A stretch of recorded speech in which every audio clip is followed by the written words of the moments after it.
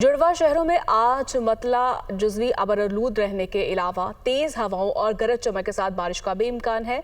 महकमे मौसमियात आइंदा 24 घंटों के दौरान सिंध, बलोचिस्तान, खैबर पख्तूनख्वा, आज़ाद कश्मीर, बलाई पंजाब में भी बारिश की पेशगोई की है। मज़ीद तफसीलात जान लेते हैं नुमाइंदा दुनिया न्यूज़ मरियम इलाही से।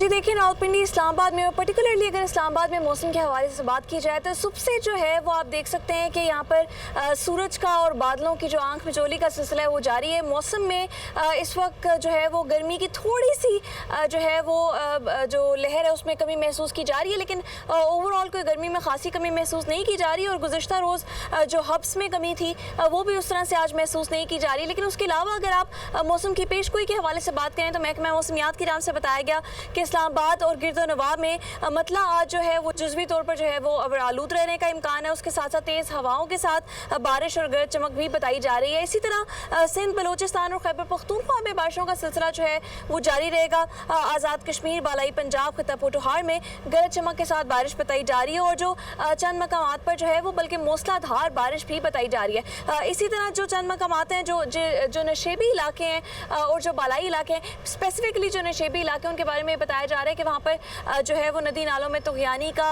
खदशा जो बताया जा रहा है। तो इस हवाले से जो प्रिकॉशनरी मेजर्स महकमा मौसमियात की जानिब से बताए जा रहे हैं उनको फॉलो करना भी ज़रूरी है। जी।